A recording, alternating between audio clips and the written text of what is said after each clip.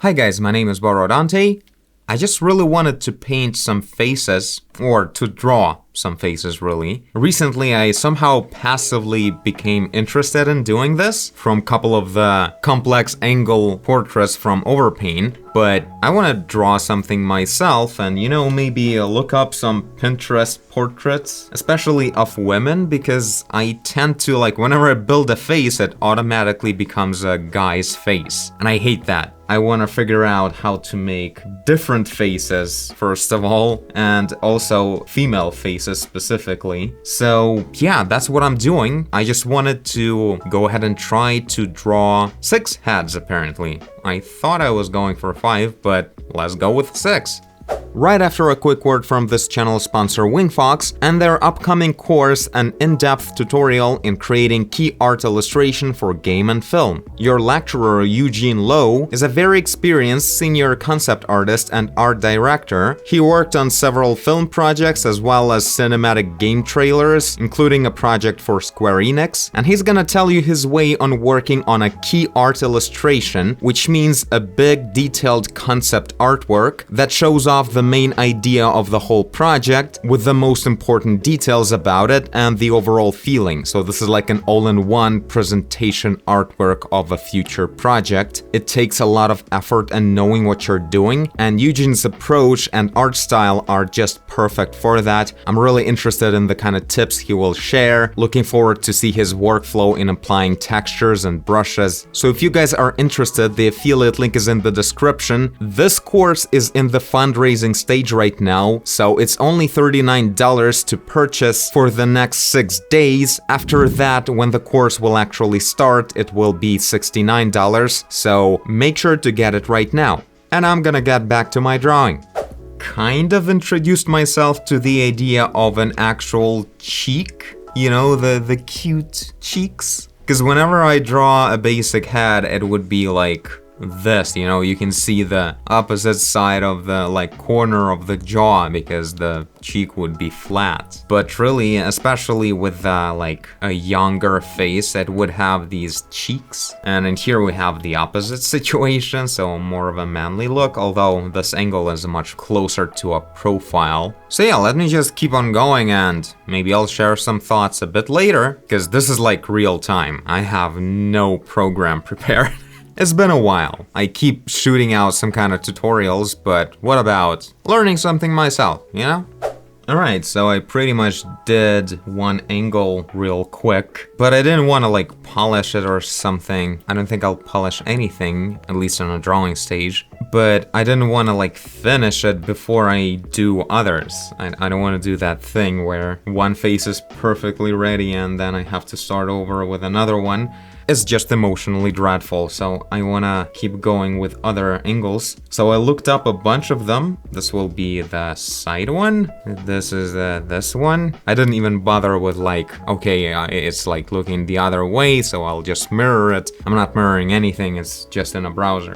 So this angle is here. This is gonna go here. I really wanted to try out different ways of the nose overlapping the face a lot, but with an African nose it's not really a thing. So out of luck here, but it's more important for me to try different faces, and different races are very much welcome. So I really like how it's very different too, very round, because all these models are super skinny all the time. Yeah, this is a bottom top view, or what do you call it? I don't know, maybe I'll add another face in there. We'll see, I'll just mark it in. Somehow it will be just sticking out like that, maybe. And yeah, finally found the actual top-down view. Models really don't like having shots like that, apparently. It's very rare. Or you know what? It's not exactly rare. It just looks like it's from the 90s or early zeros. That kind of music video style where it's top-down view. I guess since then they don't really do that. That's why it's hard to find. So anyway, I have this face too. So the only one that's left is kind of that one, but I have some options in here as well. Maybe I'll do this, maybe something else. This one has very strong focal length, so I guess I'll look for something else. Really liked defining good geometry on the eyes, on the eyelids, on this first face, Because I always I know it should have this mass at the bottom and this wrinkle, but where exactly these and on a skin, when you don't have a lot of visual library and this kind of stuff, and what kind of shape it can go exactly and all of that, just getting to know it a bit better. I really should do a lot more studies than what I usually do, so yeah, this is good stuff. Also, this chin definitely needs to be a lot smaller. Oh man, this one was pretty hard. I mean, all of them are kind of hard, especially about the nose. And the fact that the reference has not exactly the same angle. Things like the length of the nose and where the eye will be, they differ quite a lot. With this previous one also, it was very different actually. My nose is completely off, so I'm not even sure. Actually, I think the eye is off. Yeah, it's just too high, right? It should be... Yeah, that was the wrong position of the eye because at first I made the nose too short. Yeah, that seems okay. And the black girl looks pretty similar, I think.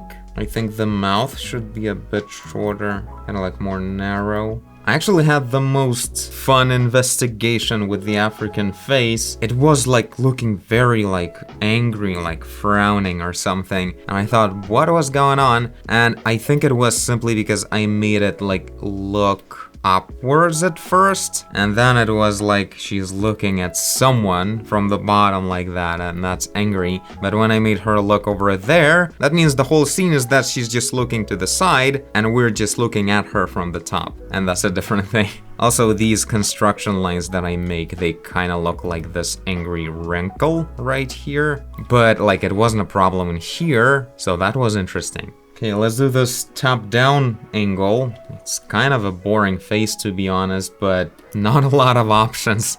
Alright, I guess this is it. I don't know. The last face turned out a bit funny, I think. I just got tired pretty much. Actually, even this one was pretty weird. It's actually a completely different angle, and the face is different. I was just improvising, just looking up some ideas for the topology of the face, but that's about it. Overall, surely it's been a lot of fun. I really like the thing that I sort of started doing in here. It was always a bit of a mystery to me, the topology of all these areas, how exactly, and the first phase didn't really have it defined all that well. But yeah, it's interesting how the cheek is facing a bit upwards here, and that's where this curvature is going on. And this is a good corner that faces downwards like that as well. So that pretty much happens everywhere, except for in an Asian face it will be really flat, barely going inside in here. An interesting triangle because it defines a lot of stuff with it. At first you need to make sure you have the right width of this nose bridge part. I usually make it too wide because I try to include the whole nose in it, but it's only the frontal plane of it. It's pretty narrow usually, and then it goes wider here and here. So here it would probably go like this. It may widen later, I think. Yeah, it was the case in here. There are more complex stuff going on, where the skull's bone ends.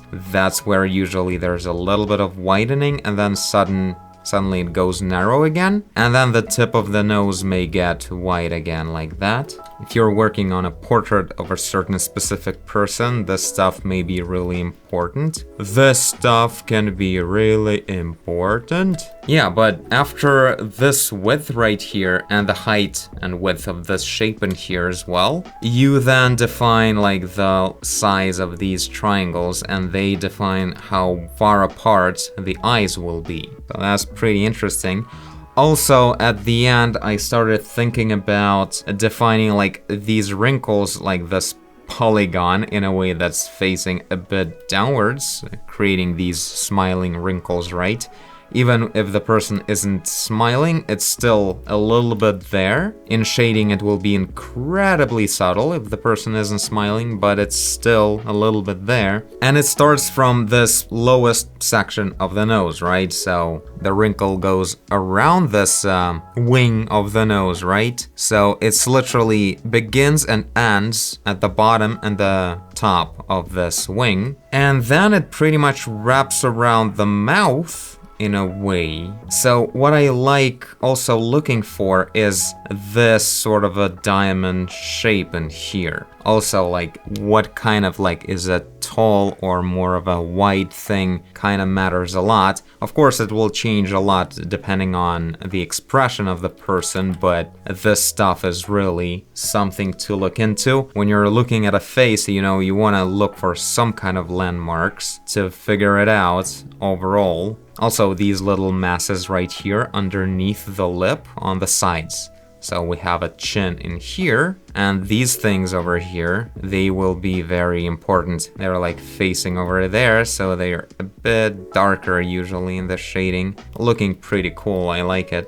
Most people have it. Well, all people have it, again, depends on how much of an angle it has. And yeah, also interesting to find that most sticking out part of the cheekbones right here. I think it's an important landmark. It's defining where the face actually squares off, and also where the cheek starts facing upwards instead of facing forward. So the main curvature, it apparently happens kind of like that usually. And yeah, these are the parts where these cheekbones stick out, something like that. So yeah, a lot of interesting stuff. Lips are all kinds of shapes. Foreheads are a lot more flat than I thought. I usually draw it like that.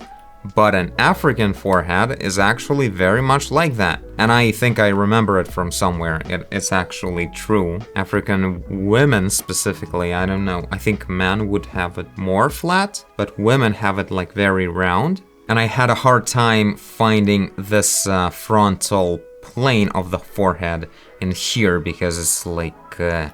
I don't know, I found these kind of interesting little bit of a like folds or concave lines in here, and then I found them somewhere else as well, so it's kind of like a thing. Yeah, on this one, the one that I didn't really use much, but that line, it happens.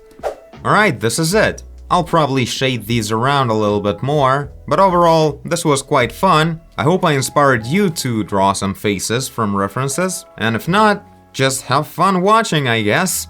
And I thank you for that, and I'll see you in the next video. Bye!